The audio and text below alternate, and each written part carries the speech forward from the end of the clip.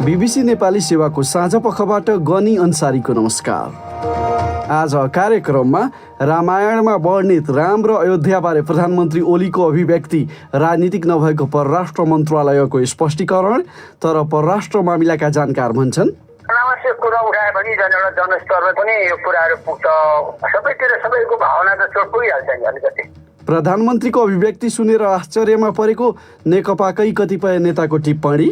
त्यो सुनिसकेपछि म आफै अचम्मित भएको छु। प्रधानमन्त्रीलाई चाहिँ अनावश्यक विषयमा बोल्न लगाएर को त्यहाँ सल्लाह दिने के हो केही बुझ्दैन। नेपालमा कोरोना भाइरस संक्रमितको संख्या 17,000 नाग्यो र अन्तर्राष्ट्रिय प्रसङ्गमा डिसेम्बरपछि हुवावेई 5G का उपकरण किन्न रोक लगाउने युकेको निर्णय।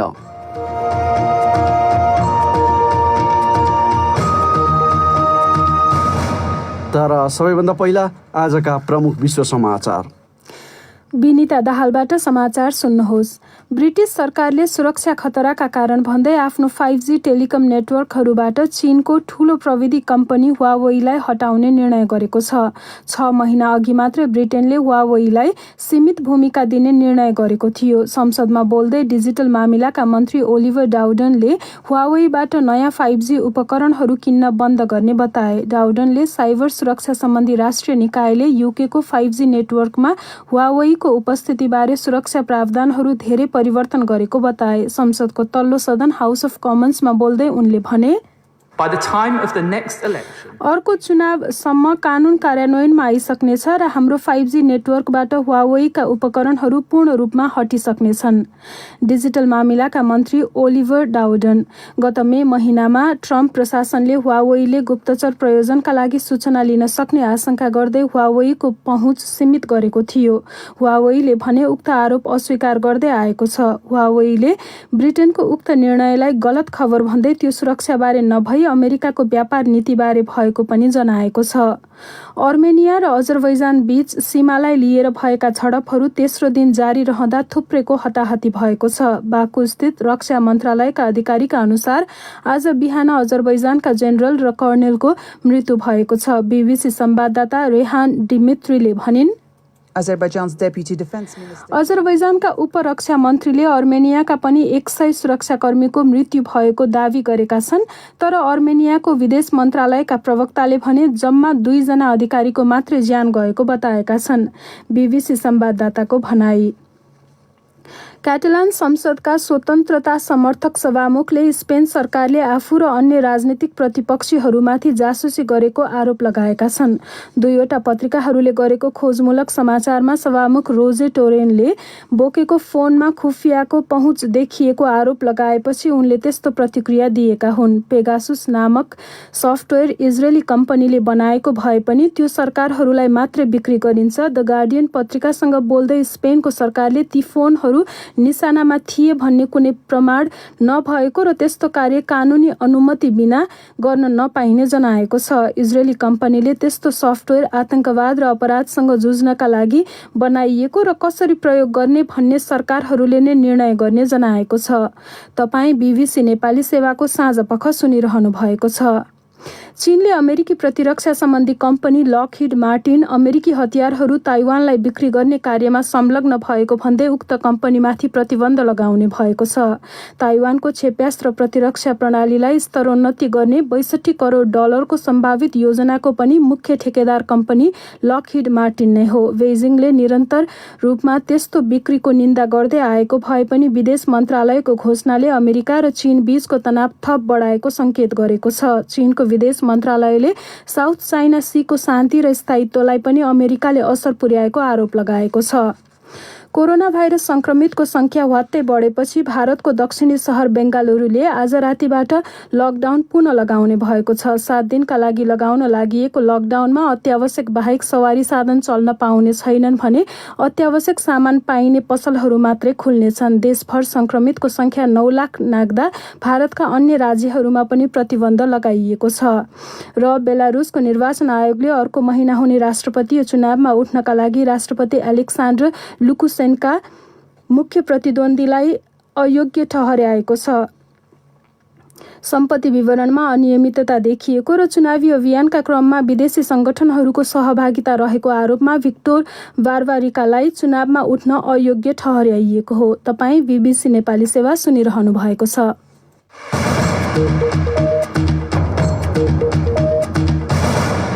साँझपखमा पुनः स्वागत छ।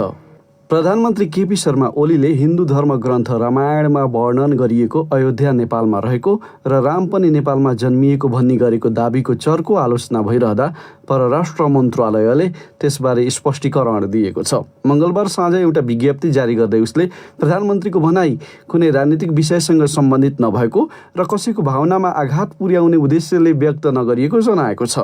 नेपाली भाषाका आदिकवि भानुभक्त आचार्यको जन्म जयन्तीका अवसरमा सोमबार काठमाडौँमा आयोजित एउटा कार्यक्रममा प्रधानमन्त्री ओलीले रामको वास्तविक जन्मभूमि अयोध्या नेपालमै भएको टिप्पणी गरेका थिए। तर उक्त अभिव्यक्ति अयोध्याको महत्त्व र यसको सांस्कृतिक मूल्यलाई अवमूल्यन गर्न उद्यत नभएको मन्त्रालयले उल्लेख गरेको छ। प्रत्येक वर्ष विवाह पञ्चमीमा भारतको अयोध्याबाट नेपालको जनकपुरमा जन्त आउने परम्परा आजसम्म विद्यमान रहेको तथा 2 वर्ष अघि नेपाल र भारतका प्रधानमन्त्रीले रामायण सर्किटको उद्घाटन गरेको प्रसङ्ग उल्लेख गर्दै परराष्ट्र मन्त्रालयले नेपाल र भारत एवं त्यहाँका जनताबीच परापूर्वकालदेखि सांस्कृतिक सम्बन्ध रहेकोमा जोड दिएको छ।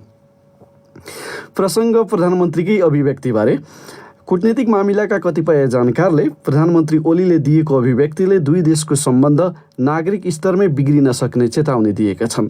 नेपालले नयाँ राजनीतिक र प्रशासनिक नक्सा सार्वजनिक गरे पश्चात नेपाल र भारतबीच कूटनीतिक संवादहीनता देखिएका बेला यस्ता अभिव्यक्तिले थप चिसोपन बढाउन सक्ने उनीहरूको भनाइ छ। तर एकजना पूर्व परराष्ट्र सचिवले एकाध घटनाले त्यस्तो अवस्था नहुने बताएका छन्। सुनौ विष्णु पोखरेलको रिपोर्ट। नेपाल र भारत बीचको चिसोपन अन्त्य गर्न तत्कालै वार्ताको वातावरण बनाउनु पर्नेमा प्रधानमन्त्रीले नै विवादास्पद अभिव्यक्ति दिँदा गलत सन्देश जाने नेपाल भारत सम्बन्धका जानकारहरूले बताएका छन्। भारतका लागि पूर्व नेपाली राजदूत तथा राजनीतिशास्त्री प्राध्यापक लोकराज बराल पछिल्ला दिनहरूमा सरकार प्रमुखका साथै मन्त्रीहरूबाट आएका अभिव्यक्तिले भारतसँगको सम्बन्धलाई थप बिगार्न सक्ने बताउँछन्। चिसोपना छ भारत नेपाल सम्बन्धमा जुन आएको छ एउटा डेडलक, त्यसलाई अन्त गर्ने भन्दा पनि अझ बढाउने, अझ उत्तेजित पार्ने तिर पो लक्षित हो कि भन्ने जस्तो लाग्छ। अनावश्यक कुरा उठाए भने झन् एउटा जनस्तरमा पनि यो कुराहरू पुग्छ, सबैतिर सबैको भावना त चोट पुगिहाल्छ नि अलिकति। बरालले उनकै शब्दमा प्रधानमन्त्रीले उडन्ते र मिथकमा आधारित कुराको पछि लाग्नु उपयुक्त नभएको बताए। उनका भनाइमा अहिले नेपालले भारतसँग सम्बन्ध सुधार गर्ने पहल गरेको जस्तो पनि देखिँदैन र भारत पनि मौन कूटनीति अपनाएर बसेको जस्तो देखिएको छ। एकजना भूतपूर्व परराष्ट्र मन्त्री तथा भारतका लागि पूर्व नेपाली राजदूत बेखबहादुर थापाले नेपाल र भारत बीचको कूटनीतिक संवादहीनतालाई तत्कालै अन्त्य गर्नुपर्ने बताए। संवादहीन अवस्थाले गर्दाखेरि सरकारी स्तरको मौनताले गर्दाखेरि त्यसका भागी चाहिँ नागरिक हुन्छन्। यो अवस्थाबाट पार गर्नको लागि कूटनीतिक तहमा बीचमा कुरा भएको होला, तर जुन स्तरमा हुनुपर्ने हो, जुन प्रकारबाट यसमा ध्यानपूर्वक समाधानको खोजी दुवै पक्षले गर्नुपर्ने हो, त्यसको अभावमा सम्बन्ध अप्ठ्यारो अवस्थामा पुगेको मात्र होइन, नागरिकहरूको बीचको सम्बन्धलाई पनि प्रश्न चिन्ह लागेको गर्छ। यो कुरो अन्त्य हुने पर्छ। समाज बाहेक अर्को विकल्प नेपाल र भारतलाई छैन। उनले दुवै पक्षले मौनता राख्नु समाधान नभएकाले समस्या हल गर्नतर्फ दुवै देश अग्रसर हुनुपर्ने र विवादहरूलाई चर्काउने गतिविधि गर्न नहुने सुझाव दिए। एकजना पूर्व परराष्ट्र सचिव मदन कुमार भट्टराई चाहिँ नेपाल र भारत बीचको सम्बन्धमा चिसोपन बढे पनि नागरिक स्तरमै सम्बन्ध बिग्रने ठान्दैनन्। उनले परराष्ट्र मामिलामा धेरै मान्छेले र जानकारी नभएका व्यक्तिले बोल्नु उपयुक्त नभएको बताउँदै वार्तामै जोड दिन सरकारलाई सुझाव दिए। विष्णु पोखरेल, BBC काठमाडौँ। प्रधानमन्त्री केपी शर्मा ओलीले हिन्दू धर्म ग्रन्थ रामायणमा वर्णन गरिएको अयोध्या नेपालमा रहेको र राम पनि नेपालमा जन्मिएको भन्ने गरेको दाबीले उनकै पार्टीभित्र तरङ्ग उत्पन्न गरिदिएको छ। उनको अभिव्यक्ति सुनेर कतिपय नेताले अचम्ममा परेको बताएका छन्। सामाजिक सञ्जालमा पनि प्रधानमन्त्रीको अभिव्यक्तिबारे विभिन्न टिक्का टिप्पणी भइरहेका छन्। एक रिपोर्ट। प्रधानमन्त्री ओलीले सोमबार दिएको अभिव्यक्तिले नेपालभित्रै र भारतीय सत्तारूढ दल बीजेपीबाट पनि चर्को प्रतिक्रिया निम्ति आएको छ। सत्तारूढ नेपाल कम्युनिस्ट पार्टीकै कतिपय नेताले तीव्र असन्तुष्टि व्यक्त गरिरहेका छन्। वरिष्ठ नेता माधव कुमार नेपाल निकट मानिने नेकपा स्थायी समिति सदस्य बेदुराम भुसालले भने प्रधानमन्त्रीलाई कसले बोल्न लगाउँछ म त्यो सुनिसकेपछि म आफै चाहिँ एकदम अचम्मित भएको छु। प्रधानमन्त्रीलाई चाहिँ अनावश्यक विषयमा बोल्न लगाएर को हो त्यहाँ सल्लाह दिने के हो केही बुझ्दैन। नेता भुसाल यदि कुनै नयाँ तथ्य पत्ता लागेको हो भने पनि अनुसन्धानको निष्कर्ष प्रकाशित गरेर सरकारले निर्णय गर्ने प्रक्रिया अपनाउनु पर्ने ठान्छन्। नेकपाका विदेश विभाग उपप्रमुख राम कार्कीलाई पनि प्रधानमन्त्रीको अभिव्यक्ति उपयुक्त लागेको छैन। राम र अयोध्याको प्रसङ्ग इतिहासभन्दा पनि मिथक भएको भन्दै कार्कीले भने, राम कुन सालमा कहाँ कहिले जन्मेका भन्ने कसैलाई पनि थाहा छैन। त्यहाँ त विश्वासको कुरा मात्रै छ। त्यसो हुनाले त्यस्तो विषयमा राजनेताहरूले नबोल्दा राम्रो हुन्छ। नेकपाका अर्का नेता वामदेव गौतमले प्रधानमन्त्री ओलीले आफ्नो अभिव्यक्तिका लागि जनता समक्ष आत्मआलोचना गर्दा उपयुक्त हुने भन्दै सामाजिक सञ्जाल फेसबुकमा लेखेका छन्। कतिपयले पछिल्ला दिनमा सरकारको काम र प्रधानमन्त्रीको अभिव्यक्ति भारत विरुद्ध लक्षित रहेको र त्यसमार्फत राष्ट्रवादी छवि प्रदर्शन गर्ने उद्देश्य लुकेको अर्थ लगाउने गरेको पाइन्छ। तर प्रधानमन्त्री पक्षका नेताहरूले ओलीको भनाइको प्रतिरक्षा गर्दै आएका छन्। पछिल्लो प्रकरणमा प्रधानमन्त्रीको भनाइको समर्थनमा उभिएका नेता कृष्ण गोपाल श्रेष्ठले चाहिँ प्रधानमन्त्रीको अभिव्यक्तिको विरोध गर्नेहरूको चर्को आलोचना गरेका छन्। यसै सन्दर्भमा वीरगञ्ज स्थित राजनीतिक विश्लेषक चन्द्र किशोरलाई हामीले सोधेका थियौँ, तपाईँले अयोध्या सन्दर्भमा प्रधानमन्त्री ओलीको चर्को आलोचना गर्नुभएको छ, किन? पहिलो आधार हो कि पुरातत्वविद, इतिहास, प्राचीन साहित्य कोही अनुसन्धान गरेर बताएका हुन्, तिनको कतैबाट आएको छैनन्। यो प्रधानमन्त्रीको वैयक्तिक परिकल्पना जस्तो हो जस्तो देखियो। दोस्रो, राम कथाकै बारेमा विश्वका विभिन्न हिस्सामा लोक जीवनमा लोक कथा रहेको छ, लोक साहित्यमा त्यसको रहेको छ र त्यो स्थानीयतासँग रामलाई जोडिएको देखिन्छन्। तर जुन क्षेत्रको बारेमा उहाँले भन्नुभएको छ नेपालभित्रको, त्यहाँ कुनै लोक स्मृतिमा त्यस्ता कुनै साहित्य रहेको पाइँदैनन्। र तेस्रो, प्रधानमन्त्री स्वयंले पनि जनकपुरमा भारतीय प्रधानमन्त्रीसँग केही वर्ष पहिला जनकपुर अयोध्या बसेको सञ्चालन गर्नुभएको थियो। उहाँकै आफ्ना पूर्व मान्यताहरूको पनि खण्डन थियो। ती आधारहरूमा मलाई असहमति रहनु परेको छ। तर स्थानीय मान्छेहरूसँग बुझ्दाखेरि त्यहाँ अयोध्या नगरी अनि सीता गुफा, रामनगर, हनुमान नगर भन्ने ठाउँहरू छन् रे त। तिनले जनाउँदैनन् र त्यस्तो अयोध्या पनि त्यही हुन सक्छ भनेर। नेपालको विभिन्न हिस्सामा स्थान विशेषको नाम, व्यक्तिको नाम रामसँग, सीतासँग, कृष्णसँग जोडिएको हुन्छ।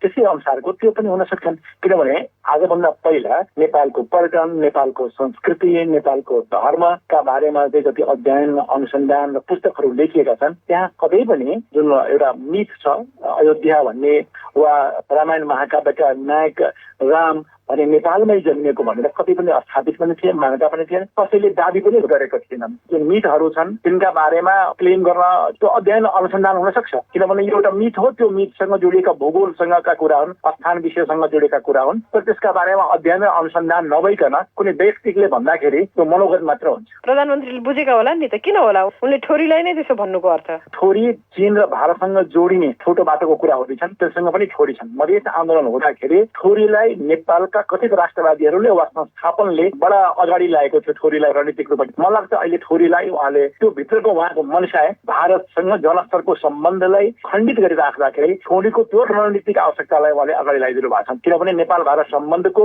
आयामलाई जोड्दाखेरि प्रारम्भ राम सीता रोटी बेटीको सम्बन्धको सिम्बल हो, त्यसमा उहाँले खण्डित गर्दै ठोरीलाई अगाडि ल्याउनु भएको हो। अयोध्या नेपालमा छ भन्दैमा जुन खालको सीमा वारी र पारी, रोटी र बेटीको सम्बन्ध छ त्यसमा प्रहार गरेको भनेर कसरी भन्न मिल्छ?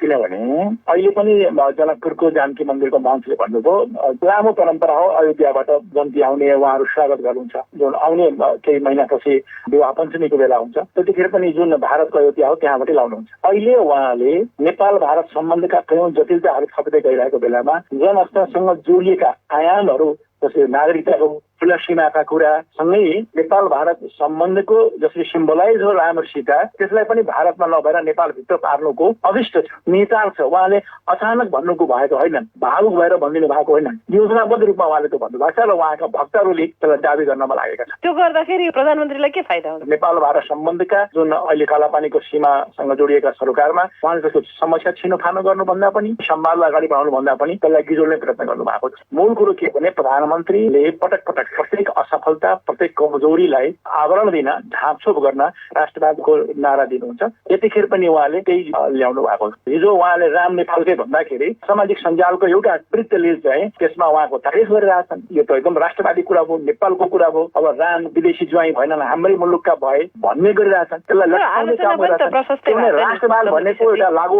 औषध जस्तो इन्जेक्सन हो। त्यो पटक पटक लट्याउनको लागि जसले सेवन गरिरहेका हुन्छन् त्यसलाई पटक पटक लट्याउनको लागि इन्जेक्सन दिनुपर्ने हुन्छन्। उहाँले त्यही गरिराख्नु भएको। तर यसमा त आलोचना गर्नेहरू धेरै देखिन्छन् त। नेपालको छोरा भन्दैमा, नेपालको गौरव वृद्धि हुने कुरा हुँदैमा असत्यमा अतथ्यमा आधारित छ भने स्वीकार त गरिँदैन नि। त्यसैले आलोचना भइराखेको। कालापानीको सवालमा, नेपालको भूभागको सवालमा सिङ्गो नेपाल एक ठाउँमा उठेको थियो किनभने त्यो तथ्यमा आधारित कुरा थियो नि त।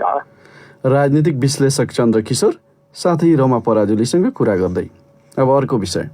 नेपालमा विगत 24 घण्टामा थप 116 जनामा कोरोना भाइरस संक्रमण भएको स्वास्थ्य तथा जनसङ्ख्या मन्त्रालयले पुष्टि गरेको छ। यो वृद्धिसँगै मङ्गलबार अपराह्नसम्म देशभरि पुष्टि भएका संक्रमितको कुल सङ्ख्या 17,061 पुगेको छ। मन्त्रालयका प्रवक्ता डाक्टर जागेश्वर गौतम आजको जम्मा 116 जना संक्रमित भेटिनु भएको छ र हाल जम्मा सक्रिय केसहरू 6,695 हुनुहुन्छ र जम्मा संक्रमितहरूको संख्या 17,061 पुगेको छ। तीमध्ये 10,328 जना अर्थात् 60.53% संक्रमितहरू भाइरस मुक्त भएर घर फर्किएको र 38 जनाको मृत्यु भएको मन्त्रालयको तथ्याङ्कले देखाउँछ। विगत 24 घण्टामा 34 जना निको भएर घर फर्किएको प्रवक्ता गौतमले बताए। कर्णाली प्रदेशमा प्रतिपक्षी दल नेपाली काङ्ग्रेसका नेता जीवन बहादुर शाहीलाई पनि कोरोना भाइरस संक्रमण भएको पुष्टि भएको छ। विगत 24 घण्टामा PCR विधिबाट 4,361 वटा परीक्षण भएको मन्त्रालयले जनाएको छ। अहिले देशभरिका क्वारेन्टिनमा मानिसको सङ्ख्या घटेर 24,716 पुगेको छ। पुनः मन्त्रालयका प्रवक्ता गौतम प्रदेश 1 मा 3,143, 2 मा 3,106, बागमती प्रदेशमा 1,988, गण्डकी प्रदेशमा 3,913, प्रदेश 5 मा 4,526, कर्णाली प्रदेशमा 1,821, सुदूरपश्चिम प्रदेशमा 6,219 जना हुनुहुन्छ र यसरी जम्मा 24,716 जना क्वारेन्टिनमा रहनु भएको छ। अधिकांश संक्रमितहरू भारतबाट आई क्वारेन्टिनमा बसेका वा तिनको संसर्गमा आएका व्यक्ति हुन्। अहिलेसम्म कोरोना भाइरसबाट प्रदेश नम्बर 2, 5 र कर्णाली प्रदेशमा सर्वाधिक संख्यामा मानिसहरू संक्रमित भएका छन्। सुदूरपश्चिम प्रदेशमा उल्लेख्य संख्यामा संक्रमण बढिरहेको छ। अब तपाईहरूले नै पठाएका प्रतिक्रियाको पालो प्रस्तुत गर्दैछन् साथीहरू विनिता दाहाल र कमल परियार। अहिले देशका विभिन्न स्थानमा बाढी र पहिरोले जनधनको क्षति भएको छ भने हजारौं मानिस प्रभावित भएका छन्। प्रत्येक वर्ष दोहोरिने प्राकृतिक प्रकोपको जोखिम कम गर्न सरकार र समुदायले कस्ता उपायहरू अवलम्बन गर्नुपर्छ भनेर आज हामीले सामाजिक सञ्जाल फेसबुक र ट्विटरमा सोधेका थियौं। प्राप्त जवाफमध्ये केहीलाई हामीले यहाँ प्रस्तुत गरेका छौं। सब्बु केसी लेख्छिन्, वातावरणीय अध्ययन नै नगरी विकासका नाममा भइरहेका बाटो बनाउने काम तत्काल रोक्नुपर्छ। विशाल रेग्मीको तर्क छ, सरकार, स्थानीय तह र समुदायले अव्यवस्थित बसोबास नियन्त्रण, भूक्षय हुने स्थानको बसोबास, विकासको नाममा जथाभावी भएको सडक यातायातका लागि बाटो बनाउने प्रवृत्तिलाई न्यूनीकरण गर्नुपर्छ र जोखिमको क्षेत्रमा बसोबास गर्ने समुदायलाई बर्खा सुरु हुनुभन्दा अगावै स्थानान्तरण गर्नुपर्छ। मदन गैरेले लेखेका छन्, सर्वप्रथम त एकीकृत बस्ती योजना कायम गरिनुपर्छ। खास गरी पहाडी ठाउँहरूमा प्रशस्त रुखहरू रोपेर त्यहाँका बस्ती सम्म ठाउँमा सारिनुपर्छ। अर्कोतर्फ जथाभावी खोला, नदी, दोहन बन्द गरेर व्यवस्थित क्रसर उद्योग सञ्चालन गरिनुपर्छ। तराईमा टुक्रे खडेरी योजना तुरुन्तै बन्द गर्नुपर्छ। शेरचन गुरुङ लेख्छन्, खाली डाँडा, पाखा पखेरामा बोट बिरुवा लगाउनु पर्यो। विकास भन्दै कुनै सोच विचार नै नगरी मोटर बाटो भनेर डोजरले खन्न भएन। जनताले पनि घर आँगनमै मोटर बाटो पुर्याउँछु भन्नु भएन। हिउँदमा त घरमै बस पुग्ला, तर बर्खामा बाढी पनि घरमै आउँछ भन्ने सोच्नु पर्यो। प्राकृतिक सम्पदा, खोला, नदी नालाको संरक्षण गर्नुपर्छ। अतिक्रमण गरी खोलामै घर बनाउन दिनु भएन।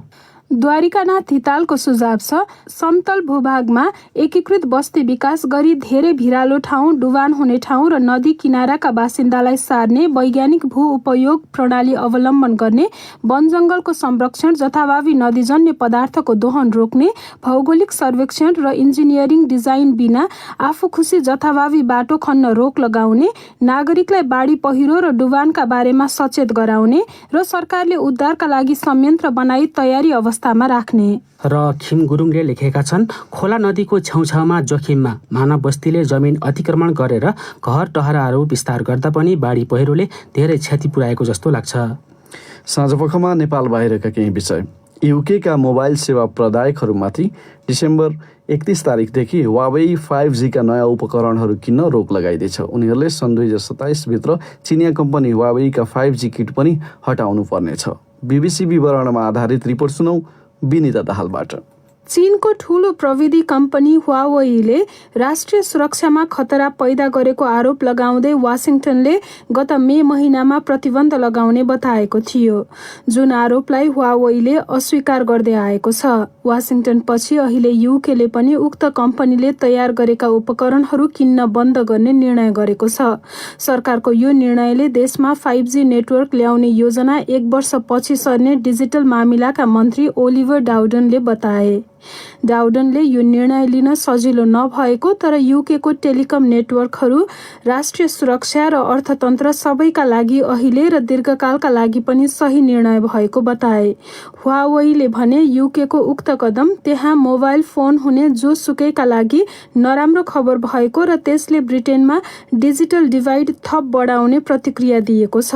मन्त्री डाउडनले यी परिवर्तन गर्नका लागि देशको साइबर सुरक्षा सम्बन्धी राष्ट्रिय निकायले गरेको समीक्षालाई आधार मानिएको र त्यसैले प्रोत्साहित गरेको बताए। विनिता दाहाल। कोभिड-19 विरुद्ध खोप बन्यो भने त्यो सबैका लागि खुसीको विषय हुनेछ, तर होर्स सु क्र्याब भनिने एक खाले गङ्गटोका लागि भने दुःखद अवस्था सिर्जित हुन्छ। विश्वव्यापी वितरणका लागि खोप बन्ने स्थिति आउनु भनेको गङ्गटो जस्ता क्रस्टेसन वर्गका जीवको माग बजारमा बढ्नु हो। BBC विवरणमा आधारित रिपोर्ट सुनौ कमल परियारबाट। होर्स सु क्र्याब विश्वको पुरानो जीवमध्ये एउटा हो। यो डाइनोसर भन्दा पहिलेदेखि अस्तित्वमा रहेको र 45 करोड वर्ष पुरानो मानिन्छ। खोप सुरक्षित छ कि छैन भनेर परीक्षण गर्न तिनको रगत प्रयोग गरिन्छ। अहिले विश्वभरि अनुसन्धानकर्ताहरूका झण्डै 200 वटा समूह खोप निर्माणको काममा जुटेका छन्। तीमध्ये 18 वटा खोपको मानव परीक्षण भइरहेको छ। अधिकांश विज्ञहरू सन् 2021 को मध्यतिरबाट खोप प्रयोगका लागि उपलब्ध हुने अपेक्षामा छन्। वैज्ञानिकहरूले सन् 1970 देखि नै होर्स सु क्र्याबको रगत निकाल्दै आएका छन्। चिकित्सकीय उपकरण र औषधिमा जीवाणु छन् कि छैनन् भन्ने जाँच्न यसको प्रयोग हुन्छ। चिकित्सकीय उपकरणमा खतरनाक जीवाणु भए भने बिरामीको ज्यान पनि जान सक्छ। तर होर्स सु क्र्याबको रगत सूक्ष्म जीवले बनाउने विषप्रति निकै नै संवेदनशील हुन्छ। मानिसको शरीरभित्र जाने कुनै पनि कुराको उत्पादनका बेला त्यो दूषित छ कि छैन जाँच्नका लागि यो प्रयोग गरिन्छ। त्यस्ता कुरामा खोपदेखि लिएर रक्त नली मार्फत औषधि दिन प्रयोग हुने उपकरणदेखि शरीरभित्रै राखिने चिकित्सकीय उपकरण पनि पर्छन्। एटलान्टिक स्टेट्स मरिन फिसरिज कमिसनका अनुसार हरेक वर्ष करिब 5 लाख होर्स सु क्र्याब जीव चिकित्सामा प्रयोग गर्नका लागि सङ्कलन गरिन्छ। उक्त सामुद्रिक गङ्गटोको रगत विश्वकै सबैभन्दा महँगो तरल पदार्थ हो। यसको 1 लिटर रगत $15,000 सम्म बिक्री हुन्छ। यो जीवको रगतको रङ निलो हुन्छ किनभने यसको रगतमा तामाको मात्रा हुन्छ। अमेरिकी र एसियाली प्रजातिबाट सङ्कलित रगत प्रयोग गरेर 2 भिन्न प्रकारका परीक्षण गरिन्छ। गङ्गटोको मुटुको छेउमा प्वाल पारेर करिब 30% रगत सङ्कलन गरिन्छ। कमल परियार।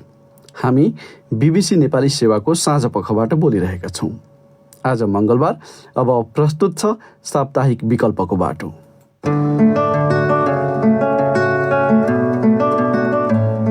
प्रत्येक व्यक्तिमा हुने अन्तर्निहित सिपलाई बाहिर प्रस्फुटन गरौँ।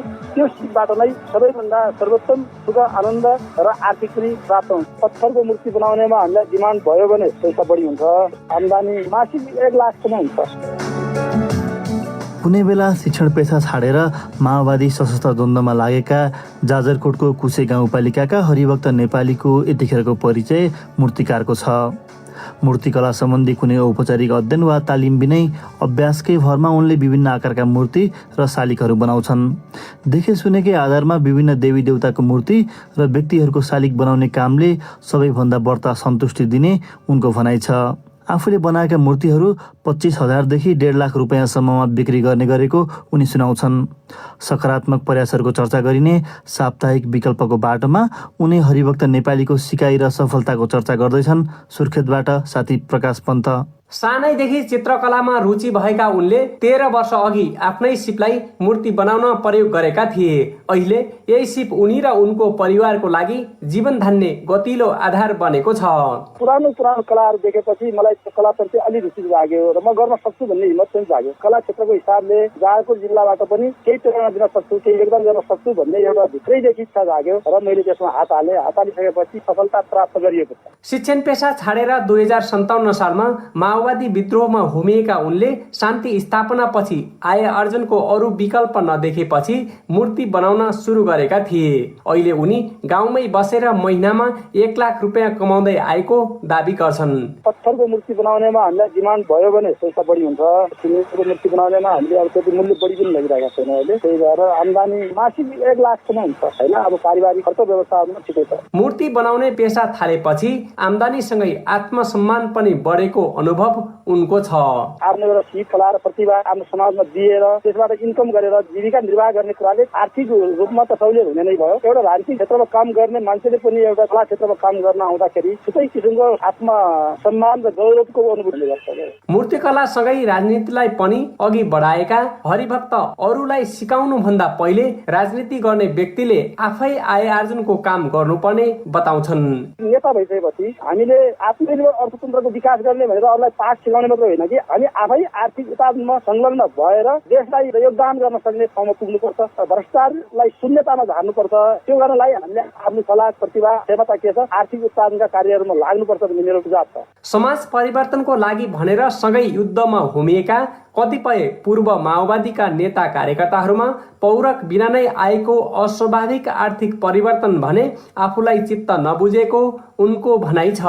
सम्पूर्ण श्रमजीवी मान्छेहरूलाई चाहिँ श्रममा सहभागी गराउने, श्रमको सम्मान गर्ने त्यस्तो एउटा स्वर्णिम व्यवस्थाको लागि गएका मान्छेहरू आज आफ्नो पार्टीभित्रै पनि वर्ग उत्थान भएको देख्छौँ। कसैको चाहिँ चाकरी गर्ने मन्त्रीको वरिपरि घुम्नेहरूले पनि थुप्रै सुविधा लिएको देख्छौँ। त्यति बेला हामी फेरि अहिले आएर मूर्तिकलातिर लागिरहेका छौँ। यो हेर्दाखेरि कहिलेकाहीँ आत्मग्लानि पनि हुन्छ। सिप अनुसारको व्यवसाय गर्दा सफलता मिल्ने अनुभूति सँगालेका उनी आर्थिक लगानी भन्दा सिपको लगानीबाट आय आर्जन गर्न सजिलो हुने भएकोले सबैभन्दा पहिले आफ्नो सिपको पहिचान गर्न अरूलाई सुझाव दिन्छन्।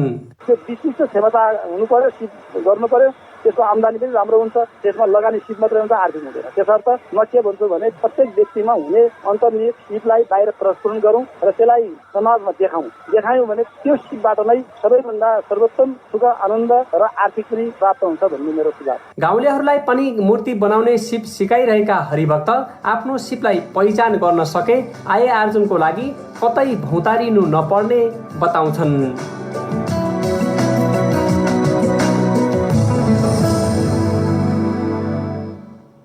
र विकल्पको बाटो प्रस्तुत गर्दै थिए साथी प्रकाश पन्त।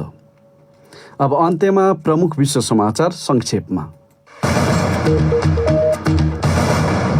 ब्रिटिश सरकारले सुरक्षाका कारण भन्दै आफ्नो 5G टेलिकम नेटवर्कहरूबाट चीनको ठूलो प्रविधि कम्पनी हुवावेईलाई हटाउने निर्णय गरेको छ। क्याटेलोनियाको क्षेत्रीय संसदका सभामुखले आफू र अन्य स्वतन्त्रता समर्थक राजनीतिज्ञहरूमाथि गैरकानूनी रूपमा स्पेन सरकारले जासुसी गरेको आरोप लगाएका छन्।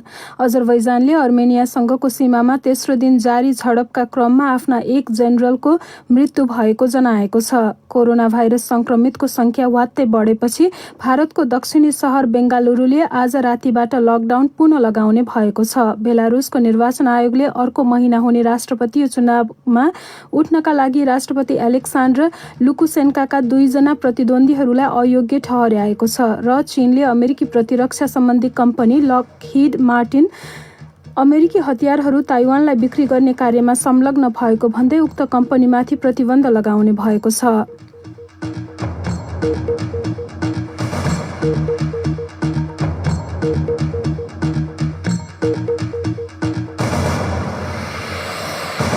यसका साथै BBC नेपाली सेवाको साँझपख यहीँ सकिन्छ।